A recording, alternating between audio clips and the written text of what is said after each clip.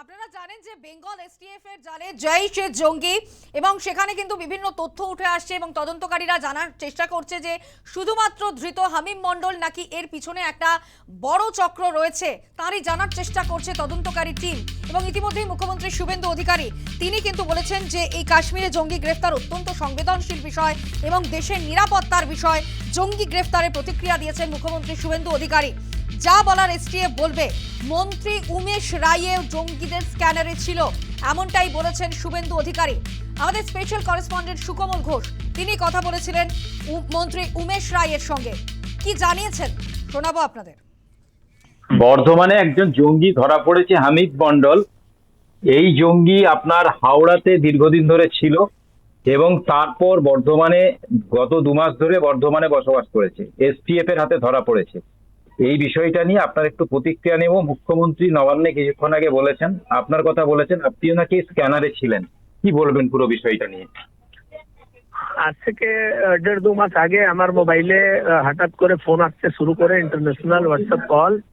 সেখানে আমাকে বলছে অনেকগুলো ফটো ভিডিও পাঠাচ্ছে, বড় জঙ্গি হামলা করেছে, ওরা নাকি মুখ্যমন্ত্রী আক্তর সাহেবকে মেরেছে, সিএম কে টার্গেট করেছে, আমাকে বলছে ক্ষমা চাও মেরে দেবো। বিষয়টাই বুঝতে পারলাম না যে বিষয়টা কি আছে। হঠাৎ করে দেখছি একটা ভিডিও পাঠাচ্ছে, আমার অফিসের ছবি পাঠাচ্ছে, আমার গাড়ির ছবি ভিডিও পাঠাচ্ছে, এই ধরনের করে ভয় দেখাবার। তারপরে ওই যে মেরে দেবো, ক্ষমা চাও, ওই সিন্ধি ভাষায় পাকিস্তানি ভাষায় কথা বলছিল। আমি এই পুরো বিষয়টা মাননীয় মুখ্যমন্ত্রীকে জানিয়েছি আর সঙ্গে সঙ্গে আমি সিপি হাওড়াকে জানিয়েছিলাম। যেহেতু আমাদের নতুন সরকার হয়েছিল, এটা মিডিয়াকে জানাইনি। পরে একদিন আমি জানতে পারলাম যে আমার ছেলেকে কিডন্যাপ করার জন্য এরা একটা কিছু প্ল্যানিং করেছে। তখন থেকেই পুলিশ তাকে স্ক্যানে রেখেছিল। পরে এসটিএফ কে এই কেসটা দেওয়া হয়েছিল। এতদিনের পরিশ্রমের পর এরা ধরা পড়েছে। এদের পাকিস্তান থেকে লিঙ্ক আপ আছে এটা, কিন্তু এই ধরনের লোক এরা ভুলে যাচ্ছে যে আর ওই পশ্চিমবাংলা নেই, যে পশ্চিমবাংলা যে ছিল এখান থেকে বসেই সারা ভারতবর্ষকে ডিস্টার্ব করার চক্রান্ত করতো। সেই পশ্চিমবাংলার মাটি আর জেহাদিদের হাতে নেই, সেটা রাজবাড়ির রাজনৈতিক দলের শুভেন্দু অধিকারীর হাতে আছে। আমরা কোনো মতেই এই ধরনের কোনো ক্রিয়াকলাপ পশ্চিমবাংলা মাটি থেকে হতে দেব না। তার জন্যই আজকে এসটিএফ সফলতা পেয়েছে আর আমরা এখানেই ছেড়ে দেব না। এর যত দূর পর্যন্ত এর জড় গেছে আমরা সব শিকড়গুলো চেক করব। যারা এর সঙ্গে যুক্ত, যারা এদেরকে হেল্প করেছে, এক একজনকে চিহ্নিত করে তাদের একদম ব্যবস্থা করা হবে। এটাই মাননীয় মুখ্যমন্ত্রীও বলেছেন, ওনার নির্দেশ আছে। আর এই ধরনের গতিবিধি পশ্চিমবাংলা মাটিতে আর আমরা হতে দেব না। বাকি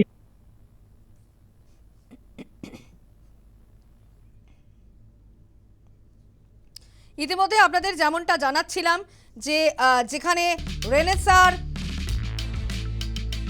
এবং সেখানে আমরা জানি যে যেভাবে আমরা দেখলাম যে বেঙ্গল এসটিএফ এর জালে জৈশ জঙ্গি হামিম মণ্ডল, সেখানে একাধিক তথ্য উঠে আসছে। তদন্তকারী টিম তারা জানার চেষ্টা করছে যে হামিম মণ্ডল কে এবং তার পিছনে আর কারা কারা ছিল, কোন চক্র ছিল, সমস্তটাই জানার চেষ্টা করছে তদন্তকারী টিম। বেঙ্গল এসটিএফ এর অবশ্যই একটা বড়সড় সাফল্য এক্ষেত্রে। শান্ত স্বভাবের ছিল হামিম মণ্ডল, বাড়িতে বাইরের লোকের যাতায়াত ছিল না। হামিমের গ্রেফতারের পর আতঙ্কিত স্থানীয়রা। প্রতিবেশীরা কি জানাচ্ছেন হামিম মণ্ডলের সম্পর্কে শোনাবো আপনাদের। আতঙ্কিত তো লাগছেই, কিন্তু আতঙ্কিত থাকাও অত আতঙ্ক নয়। কিন্তু আমি বলবো প্রশাসনকে আরো তৎপর হওয়া উচিত, কারণ এরকম আমাদের রেনেসার যা অবস্থা, আরো খোঁজ খবর নেওয়া উচিত। এ কোথায় কে ঢুকে আছে কেউ জানে না। এত বড় বিশাল পরিধি, এই পরিধির খবর রাখাও আমাদের পক্ষে সম্ভব নয়। আপনারা ভোটের পর এসেছিলেন, ভোটের রেজাল্টের পর এসেছিলেন, কে সন্দেহ করবে? আপনি সন্দেহ করলেই বা ক্ষতিটা কি? মানে ওনারা ওই বাবা মা আর ওরা 3 ভাই বোন, মানে 5 জন।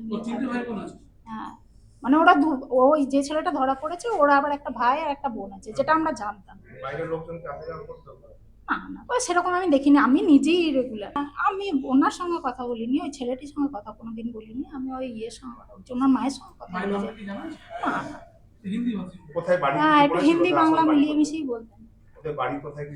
শুনেছিলাম কুসুম গ্রাম। জঙ্গি ধরা পড়েছে, নিউজে দেখছি, নিশ্চয়ই ধরা পড়েছে, তা নাহলে এরকম ধরনের ছবি তোলা হবে কেন? এবং আমরা রীতিমতো আতঙ্কিত আছি দাদা। আমি এখানকার বাসিন্দা, আমি পেশায় শিক্ষক এবং খুব উদ্বেগের সাথেই আছি এবং কথা বলছি। আতঙ্কিত মানে জঙ্গি মানি এটা বুঝতে পারছেন, যে জঙ্গি মানি একটা কি বলবো বোম। জঙ্গি মানি সেই খাগড়াগড়ের যে ঘটনা, সেই খাগড়াগড়ের ঘটনা এখনো আমাদের মানে গায়ে কাঁটা দেয়।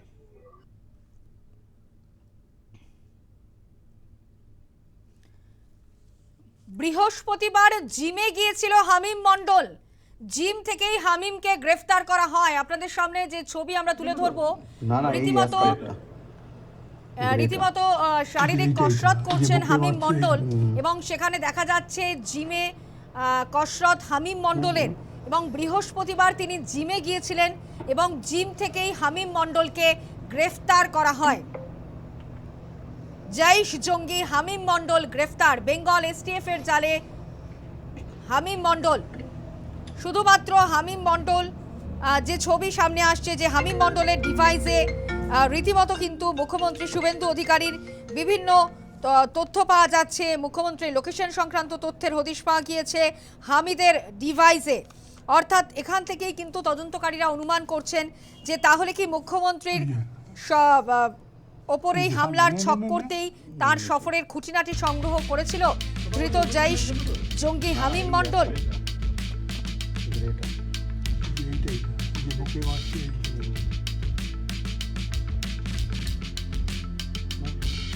বিজেপির রাজ্য সভাপতি শ্রমিক ভট্টাচার্য এই প্রসঙ্গে কি জানিয়েছেন শোনাবো।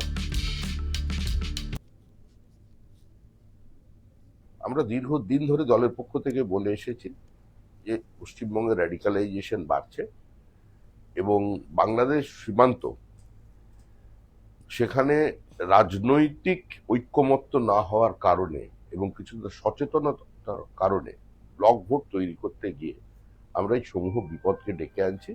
কার্যত এখন বারুদের স্তূপের উপরে পশ্চিমবঙ্গ। আর মুখ্যমন্ত্রী এই জিহাদি কার্যকলাপের বিরুদ্ধে কার্যত যুদ্ধ ঘোষণা করেছেন।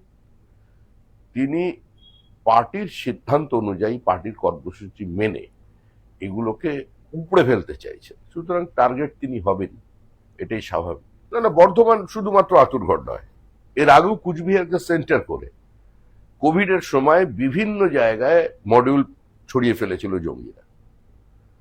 ভারত সরকারের পক্ষ থেকে সেটা পশ্চিমবঙ্গ রাজ্য সরকারকেও জানানো হয়েছিল, কিন্তু এই সরকারের পক্ষ থেকে তখন কোনো সে ধরনের দৃঢ় পদক্ষেপ নেওয়া হয়নি।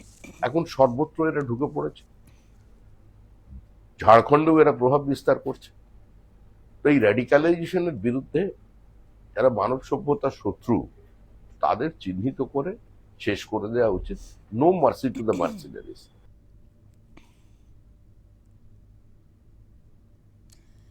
ইতিমধ্যে আপনারা জানেন বর্ধমান রেনেসা টাউনশিপ থেকে জালে জৈশ জঙ্গি হামিম মণ্ডল গ্রেফতার করল বেঙ্গল এসটিএফ। মুখ্যমন্ত্রীর গতিবিধির ওপর নজর রাখছিল ধৃত জঙ্গি। গ্রেফতারের পর দফায় দফায় জেরা। মুখ্যমন্ত্রী শুভেন্দু অধিকারীর ওপর হামলার ছক বলেই অনুমান। মুখ্যমন্ত্রীর ওপর হামলার ছক কষতে কি মুখ্যমন্ত্রীর সফরের খুঁটিনাটি সংগ্রহ করছিল ধৃত জৈশ জঙ্গি। মুখ্যমন্ত্রীর লোকেশন ফলো করার চ্যাটও পাওয়া গিয়েছে এই হামিম মণ্ডলের ডিভাইসে। আরও কিছু বিস্ফোরক তথ্য পেয়েছে গোয়েন্দারা। পুলওয়ামা হামলার মূল চক্রী সাজ্জাদ ভাট ঘনিষ্ঠ ছিল এই হামিম। মিলেছে পাক যোগেরও তথ্য। বর্ধমানে বাড়ি ভাড়া নিয়ে থাকতো হামিম। রাজারহাটেও রয়েছে ফ্ল্যাট। ব্যবসার আড়ালে চালাতো জঙ্গি কার্যকলাপ। হাওড়ায় ব্যবসার কাজে যাতায়াত ছিল, প্রায়ই বাইক নিয়ে যাতায়াত করতো হামিম। ব্যবসার সুবিধার্থে বর্ধমানে ফ্ল্যাট কেনে হামিম। হাওড়ায় কাপড়ের কোম্পানিতে কাজ করতো হামিমের বাবা। কংগ্রেস নেতা অধীর চৌধুরী এ প্রসঙ্গে কি জানাচ্ছেন শোনাবো আপনাদের। বর্ধমানে এর আগেও সন্ত্রাসবাদী কার্যকলাপের সঙ্গে যুক্ত অনেক ব্যক্তিকে গ্রেপ্তার করা হয়েছিল খাগড়াঘাটের বোমা বিস্ফোরণ কাণ্ডের পরিপ্রেক্ষিতে। তখনও পুলিশ প্রশাসন আগামী দিনে যাতে এই ধরনের ঘটনার পুনরাবৃত্তি না হয়, কিন্তু আজও পশ্চিমবঙ্গে সন্ত্রাসবাদীরা কিভাবে আশ্রয় পাচ্ছে, কিভাবে প্রবেশ করছে, এটাতে কিন্তু এটা স্পষ্ট প্রমাণ হচ্ছে যে পশ্চিমবঙ্গের প্রশাসনিক ব্যর্থতা চূড়ান্ত। অর্থাৎ সার্ভেলেন্সের ক্ষেত্রে, অর্থাৎ লক্ষ্য রাখার ক্ষেত্রে, বাকি যাতে সন্ত্রাসবাদীদের প্রবেশ বন্ধ করা যায় তার জন্য আরো বেশি বেশি করে পদক্ষেপ গ্রহণ করা উচিত। আশঙ্কা প্রকাশ করেছে পশ্চিমবঙ্গের প্রশাসন যে পশ্চিমবঙ্গের মুখ্যমন্ত্রী করে হামলা করতে পারতো, তাহলে আরো ব্যাপারটা বিপজ্জনক। যদি বাংলার মুখ্যমন্ত্রীকে হামলা করতে পারে তাহলে সাধারণ মানুষের নিরাপত্তা কোথায় যাবে আগামী দিনে, এটাও কিন্তু প্রশ্নের মধ্যে আসবে। তাই গোটা বিষয়টাকেই খুব সতর্কতার সঙ্গে দেখা উচিত।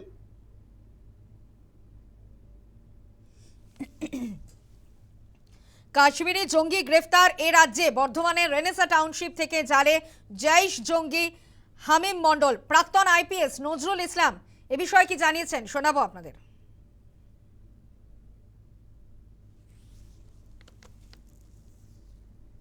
এটা মুখ্যমন্ত্রীর উপর কারো ব্যক্তিগত আক্রোশের ফলে হামলার ছক, না পুরো কোনো একটা শাসক দলের বিপক্ষে একটা অবস্থা সৃষ্টি করার জন্য হামলার ছক, না রাজ্যে একটা এমন পরিস্থিতি সৃষ্টি করা যাতে কোনো সন্ত্রাসমূলক কাজ করতে তাদের সুবিধা হয় তার জন্য হামলার ছক, না শাসক দল পরিবর্তনের জন্য হামলার ছক। কী কারণে হামলার ছক সেটা তদন্ত করে বের করা অনেক বেশি গুরুত্বপূর্ণ। তদন্তটা খুব ভালোভাবে গিয়ে জড় পর্যন্ত যদি পৌঁছানো যায় তাহলে এটা তাদের আরো বেশি বড় সাফল্য হবে।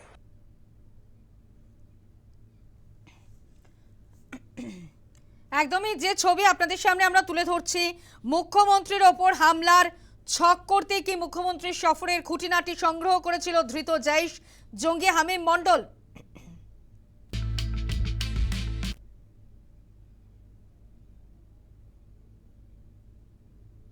ইতিমধ্যে আপনাদের যে ছবি দেখাচ্ছি যে সময় হামিম মণ্ডলকে গ্রেফতার করা হয় সেই মুহূর্তের ছবি, হামিমকে গ্রেফতারের মুহূর্ত, এবং হামিম বৃহস্পতিবার জিমে গিয়েছিল এবং সেখান থেকেই তাকে গ্রেফতার করা হয়। আপনাদের সেই ছবি আমরা তুলে ধরছি। একেবারে শারীরিক কসরতের ছবিও সামনে এসেছে হামিম মণ্ডলের। আর জিম থেকেই গ্রেফতার করা হয় হামিম মণ্ডলকে। বর্ধমান রেনেসা টাউনশিপ থেকে জালে জৈশ জঙ্গি হামিম মণ্ডল।